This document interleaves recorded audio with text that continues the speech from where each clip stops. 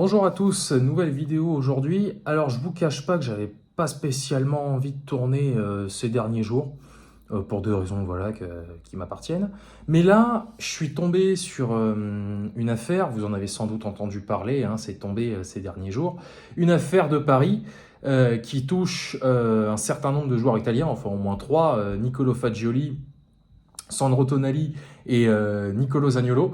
Et donc, ça va être le sujet de cette vidéo parce que il y a beaucoup de trucs qui m'interpellent. Donc, le point de départ, c'est que Nicolo Fagioli a été suspendu 7 mois pour avoir parié sur des matchs et il s'en est livré aux enquêteurs qui l'ont interrogé. Alors, moi, le premier truc là-dedans qui me perturbe, c'est qu'il a dit qu'il n'avait jamais joué sur des matchs de la Cremonese et de la Juventus. Donc, la Cremonese, club où il était en prêt, et la Juventus, son club actuel. Mais par contre, dans un article que je vous mettrai en description, un article de Foot Mercato, il dit qu'il a parié sur le match entre l'AC Milan et la Juve de la saison dernière. Et à moins que j'ai mal compris ou que j'ai mal lu, non seulement il était à la Juve à ce moment-là, mais en plus il était sur le banc. Donc qu'ils ne disent pas qu'il n'a pas joué sur des matchs de la Juve et de Cremonese, parce que c'est pas vrai. Mais c'est quand même un fléau qui touche voilà, beaucoup de monde. Hein. Le jeu, c'est un vice. Voilà. Mais quand ça touche à des footballeurs, c'est encore plus grave. Parce que l'article, comme je vous l'ai dit, je vous le mettrai en description si vous voulez le consulter. J'ai lu des choses qui m'ont fait froid dans le dos. Quand je lis qu'il a emprunté 2 fois 40 000 euros, hein, soi-disant pour s'acheter des montres. Tu parles, fous la noix à l'envers. Hein, qu'il a emprunté 2 fois 40 000 euros, que donc, comme il ne remboursait pas, il a été menacé physiquement à base de on va t'attraper, on va te casser les jambes. C'est des trucs vraiment qui glaceraient n'importe qui. Mais là où j'ai un problème avec ça, enfin, en réalité j'en ai plusieurs, mais déjà je vais rester sur le cas Fagioli. Quand il est interrogé, l'une des premières choses qu'il a faites, c'est de balancer Sandro Tonali, parce que soi-disant, c'est lui qui l'aurait incité à parier sur un site illégal, évidemment, sinon, c'est pas drôle. Ça, j'y crois pas une seconde. Alors déjà, petite astuce, hein, quand tu es visé par une affaire, quelle qu'elle soit, ton premier réflexe, ça doit pas être d'expliquer que ton voisin a fait pire.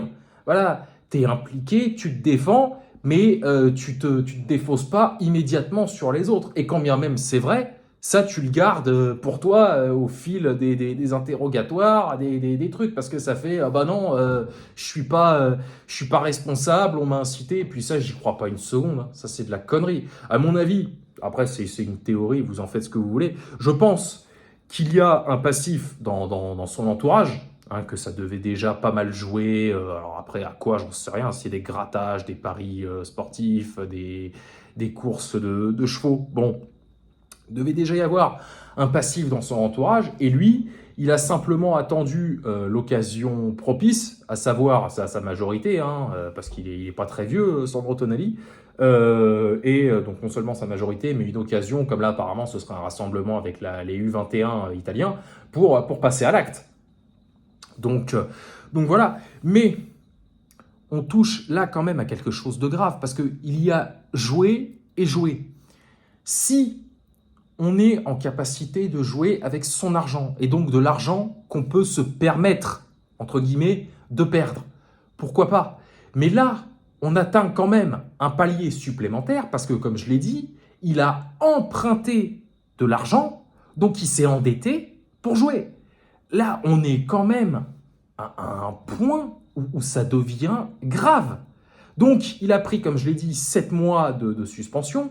Et à mon avis, à la Juventus, sans compter qu'ils ont d'autres chats à fouetter en ce moment avec les conneries de Pogba, là, quand il va revenir, si tant est qu'il ne résilie pas son contrat avant, mais si c'est pas le cas, quand il va revenir, alors attendez, il a pris 7 mois là, donc ouais, au milieu de l'année prochaine, vers avril-mai sans doute, Quand il va revenir, la Juventus, ils vont lui dire, écoute mon grand, t'es gentil, mais maintenant tu dégages.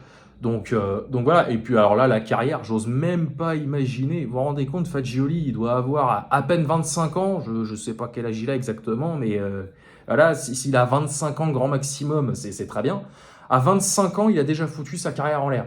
Ou quasiment, hein, parce que bon courage pour retrouver un club après ça, toi, parce que maintenant, ça va être des jurisprudences, hein, comme Ivan Toney qui a été suspendu 8 mois au mois de mai, là. Pareil, pour des paris. Pourtant, putain, ça, c'est des trucs que les footballeurs savent d'entrée. Tu es footballeur professionnel, tu ne paries pas. C'est quand même pas compliqué. Tu peux faire ce que tu veux, jouer au poker, aller au casino. Hein. Bon, en même temps, si le poker et le casino étaient illégaux, Neymar, il n'aurait pas eu une carrière extra-sportive comme il l'a eu. Mais ça, les paris, puis en plus, ça doit être marqué dans les contrats que les joueurs signent. Hein, alors que ce soit des clauses, comment dire, écrites en petites ou en grosses lettres, on s'en fout.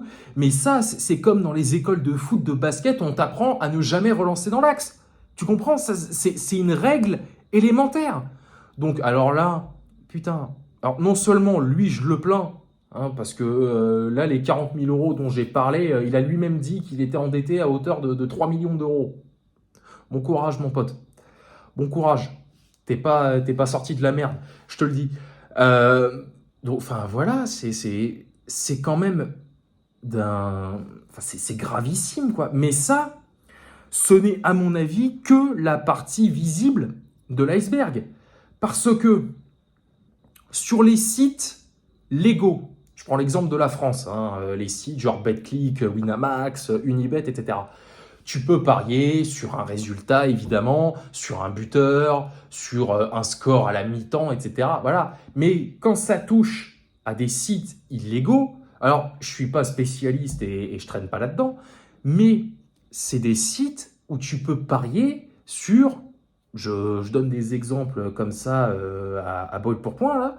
Tu peux parier sur le nombre de cartons jaunes, le nombre de fautes, le nombre de corners, enfin voilà, la nationalité de l'arbitre, enfin j'invente, mais voilà, les sites illégaux, c'est un autre, c'est absolument pas ce qu'on connaît en France. Mais après, et là je reste sur l'exemple de la France, la faute est partagée, j'ai déjà fait 2 vidéos là-dessus, alors je vais sûrement me répéter, mais quand on voit avant chaque rencontre, et sur toutes les chaînes, hein, que ce soit TF1, Canal+, M6, ou même dans la vie de tous les jours, sans forcément qu'il y ait de matchs de prévus, toutes les pubs pour tous les bookmakers qui existent, hein, j'en ai cité certains, Winamax, Unibet, etc., ou même sur YouTube, vous regardez, hein, sur YouTube, ça arrive parfois des pubs, qu'il y ait des pubs pour des bookmakers, des ados qui voient ça, bah, ils se disent, voilà, c'est de l'argent facile, ça a l'air cool, bah ouais, mais non, parce que ça devient vite un vice, parce que quand tu joues et que tu perds, la seule chose à laquelle tu penses, c'est de te refaire. Et là, c'est un cercle vicieux, tu vois, c'est une boucle dont tu sors jamais. Voilà, donc bon, alors là, Fagioli, mon Dieu, putain, il doit avoir 25 ans à tout casser, il a déjà foutu sa carrière en l'air. Alors, je n'ai pas beaucoup parlé de Tonali et Zaniolo parce que je n'ai pas assez d'éléments. Mais en tout cas, pour Fagioli, voilà. Et alors, pareil, quand j'ai lu qu'au mois d'avril de l'année dernière, il avait joué avec la Juventus contre Sassuolo. Il était sorti à la mi-temps ou quasi. Alors beaucoup pensaient que c'était parce qu'il était blessé, parce que je crois qu'il avait marqué un but contre son camp d'ailleurs à l'occasion de ce match-là. Mais quand il dit lui-même qu'il est sorti, qu'aussitôt sur le banc, il a fondu en larmes, parce que la seule chose à laquelle il pensait, c'était ses dettes qu'il ne pouvait pas rembourser. Ah ça calme n'importe qui. Hein. Même le joueur le plus aguerri qui passe ses journées au tabac du matin au soir, à gratter, à parier, à jouer au PMU, etc. Ça calme n'importe qui. Donc voilà, c'est quand même grave. Et là, la question que je me pose, c'est est-ce que le gouvernement italien ne va pas dire « Bon, il y a des affaires, parce que pareil, hein, on passe sur l'image de la Serie A, etc., hein, comme s'ils en avaient besoin. Est-ce que le gouvernement italien ne va pas prendre des mesures à l'échelle, par exemple, de l'Union européenne, en leur disant, voilà, chez nous, il se passe ça, il faut faire quelque chose? Et est-ce que des pays comme, encore une fois, je me répète, la France, ne vont pas prendre exemple? Franchement, il faudrait. Je vous le dis. Parce que des pubs, comme je les ai mentionnés tout à l'heure, c'est tout le temps.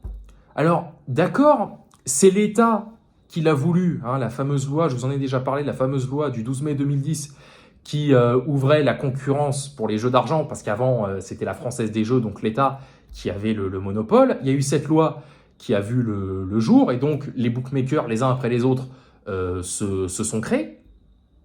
Donc voilà, il faut vraiment que l'État, que ce soit là pour le cas de Fagioli, l'Italie, et éventuellement par effet de ricochet, la France, de toute façon, je pense que si l'Union européenne, sans que l'Italie soit demandeuse, si l'Union européenne se penche sur le dossier, par effet de ricochet, ça va rebondir sur la France, l'Angleterre, l'Espagne, l'Allemagne, bref, tous les pays membres de l'Union européenne. Voilà, on y arrive, le Portugal ou que sais-je encore.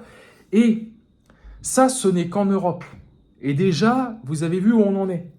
Mais je pense que si on se penche un petit peu sur ce qui peut se passer, notamment en Asie, en Afrique et en Amérique, notamment l'Amérique du Sud, parce que y a eu un président de club il n'y a pas longtemps, en Colombie, je crois, qui s'est fait assassiner.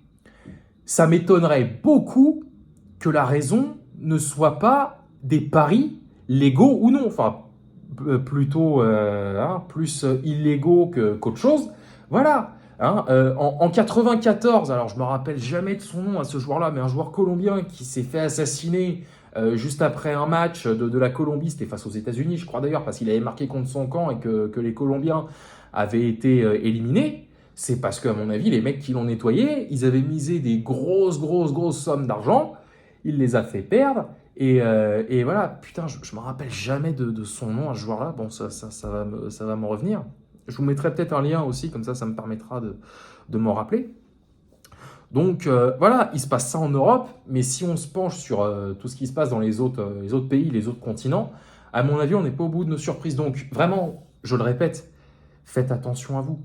Parce que voilà, le jeu, il faut que ça reste un plaisir. Jouez vraiment avec l'argent que vous avez, que vous pouvez vous permettre de perdre.